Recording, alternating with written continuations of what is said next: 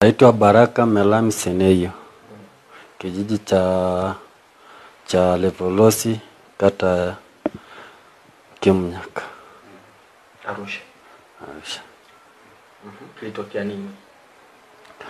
Ilikuwa muda saa 7 kasoro hivi. Nilikuwa nimeingia ndani kulala, wife wangu akaja na blanketi ndani.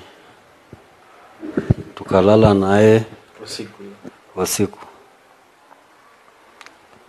Sijui ilikuwaje akageuka kitandani, kumbe yeye ana kisu. Wakati tunalala. Alipokuwa amegeuka, kanishikashika sehemu ya kiume. Ume ikasimama. Aliposimama akanilalia kwenye kifua kama kunipa mahaba. Baada ya hayo, baada ya kusimama akakata na kisu yenye ncha kali kinyama. Akatupa. Baada ya kutupa akachukua blanketi ile nzito, akaendelea kuninyonga naye. Akaninyonga. Sasa ile blanketi huwezi kutoa hewa ndani ya hiyo blanketi kwa sababu ni kubwa. Nikapambana nikilia huko ndani ya blanketi. Tukapambana naye nikilia. Hewa kawa sasa huko ndani kumbe amefungulia redio sabofa. Kwa hiyo sauti haitoki nje. Nikaendelea kupambana naye hapo ndani mpaka nikaruka naye hadi nje. Ndio sauti ikapaza, watu wengine wakasikia wakaja wakanisaidia. Nimeletwa hospitalini saa 7 huko. Tukaja nikasaidiwa, nikapigwa operation. Niko sasa hivi hapa. Yeye analalaga kule dukani.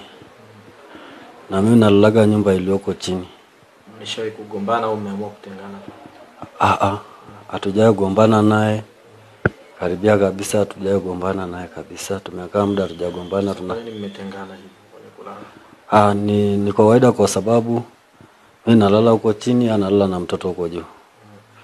Kwa hiyo hatuwezi lala na mtoto na yeye kwa nyumba moja. Kwa hiyo siku akijisikia kuja kulala na mimi, kunipa mapenzi, ndio anaweza kuja kwenye ile nyumba yangu. Okay.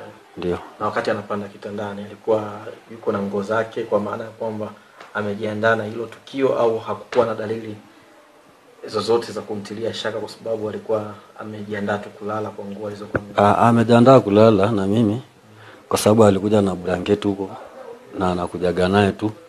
Tunakuja tunajifunika kwa sababu huko kwangu ni baridi sana huko hiyo nyumba ya chini. Sababu haina singilibo yote. Kwa hiyo mimi mwenyewe nalalaga na nguo. Sababu siwezi toa nguo sababu ni baridi huko. Kwa hiyo alipokuja akafungua suruali yangu, akashusha bukta, akaendelea kushika mume wangu. Baada ya kusimama akakata. Na wewe ulikuwa wakati unashika ulikuwa unapata hisia za kufumba macho au ilikuwaje hadi usione kisu, usione nini? Ni usiku, kwa hiyo mimi najua ananipa mapenzi. Kwa hiyo siku anashaka na mke wangu kwamba anaweza kunifanyia jambo kama hili. Sikunywa hata pombe. Sikunywa pombe kabisa. Na wakati anashika na anakata, kulikuwa kuna utofauti wowote wa siku zote na siku hiyo, kwamba uliona namna ukamataji wake au namna ya ushikaji wake? Hamna, yani aliposhika tu ilivyosimama. Hakuchelewesha. Alikata.